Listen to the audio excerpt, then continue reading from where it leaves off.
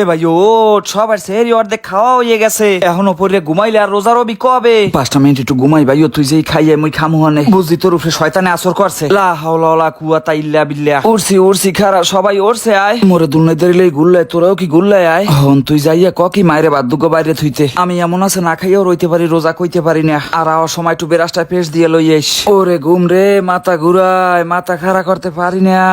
এ ভাইও এখনো ঘুমাই, দেখ এই তোর বেরাসে পেশ দিয়ে লইছি এই নে। তুই মাছ আমার বদলে তুই মাছ। আরে বেড়া মুই তো মাছ দিয়ে আছি, তুই মাছবি না? ওরে বেডা দে দে তাড়াতাড়ি বেরাস কর, সেরি টাইম আর 30 মিনিট আছে। আচ্ছা ঠিক আছে তুই যা।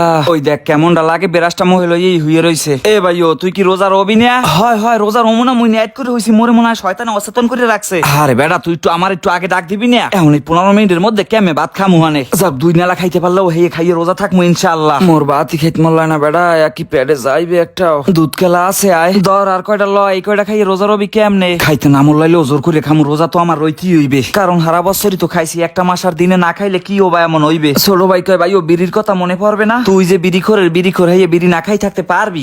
নিজের মনের নিজে শক্ত করতে হইবে, যে দুনিয়ায় আইসি কি খালি বিড়ি খাওয়ানোর ফান্নে? করো কি আই এত পানি খাও কির ফান্নে? কয় বেশি বেশি পানি খেয়ে পেট বাসাই রাখমু হারা দিন।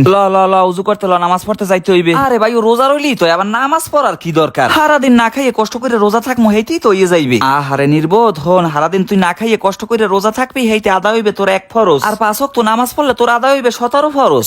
তুই কষ্ট করে না খাইয়ে হারা দিন রোজা থাকলি কিন্তু নামাজ পড়লি না, হাতে লাভটা হইলে কি? আর হন শয়তানে কিন্তু আমাকে বিভিন্ন ভাবে দাগা দেওয়ার চেষ্টা করবে, যে তোরা পানি খা, তোরা বিড়ি খা, তোরা রোজা ভাঙ্গে হালা। কিন্তু আমাকে মন সবসময় শক্ত রাখতে হইবে, যে আমাকে সৃষ্টিকর্তা আল্লাহ তার আদেশ আমাকে অবশ্যই মানতে হইবে। তুই চিন্তা করে দেখ, রোজার দিনে যদি আমরা রোজা না রই, এরপর যদি মরিয়া যাইতে হয়তো আমাকে অবস্থান সোজা জাহান্নামে। ভাই ইচ্ছা করে আবার কিছু খাইয়ে কও, বুঝি যে মনের বলে খাইছো, খবরদার, আল্লাহ পাক কিন্তু সবই দেহে। আমি কেমনে কেমনে অজু করি সব সুন্দর মতো খেয়াল কর, 2-3 দিন আমার তা দেখলি তুই পুরো দমে শিক্ষা যাবি। হন আমাকে মুসলিম ধর্মের প্রত্যেকটা ইবাদতের পূর্ব শর্ত হইছে নিজেকে পাক পবিত্র করা। তুমি নাপাক অবস্থায় থাকলে কোনো ইবাদতই আল্লাহর দরবারে কবুল হইবে না। দেখ উজু করার পর এখন মনটা কত ফ্রেশ লাগতে আছে না? হন আমরা যে মুসলিম হয়ে জন্মগ্রহণ করছি, এইটাই হইছে আমাকে দুনিয়ার জীবনের সবচাইতে বড় সৌভাগ্য। আর যারা করে না জানি না তারা কত বড় কপাল পোড়া, কারণ সবাই লাগি একদিন দেখা হইবে একই মাটির নিচে, কেউ যাইবে না আলাদা কোনো পার্টিশনে। ওঠেন সবাই নামাজ পড়তে ওঠেন, সেহরি খাইয়ে কেউ ঘুমাইয়ে থাকবেন না, ঘুম কিন্তু কেউ লগে যাইবে না, নামাজ কিন্তু সবাই লগে যাইবে।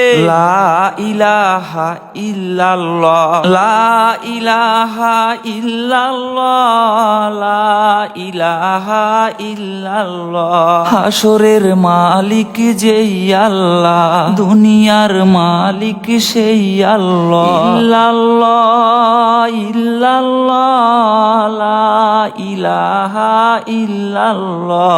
এই পারের মালিক যেই আল্লাহ, ওই পারের মালিক সেই আল্লাহ। ইল্লাল্লাহ ইল্লাল্লাহ, লা ইলাহা ইল্লাল্লাহ। হন ছোট ভাই দুনিয়াটা কত আজব, দেখ আজগো রাত্রির মধ্যে তুই মরিয়া যাবি, কাল সকাল 10টার মধ্যে তোর জানাজা হইয়ে তোরে মাটিও দিয়ে থুইবে, ওই পারের হিসাব শুরু হয়ে যাইবে। আর হেই মিছে দুনিয়ার ফানে আমরা কত কিছুই না করি। আল্লাহ পাক যেন আমাকে সবাই রে হেদায়েত দান করে, মিথ্যা এই দুনিয়ার মায়ায় কেউই যেন জড়াইয়ে না থাকে।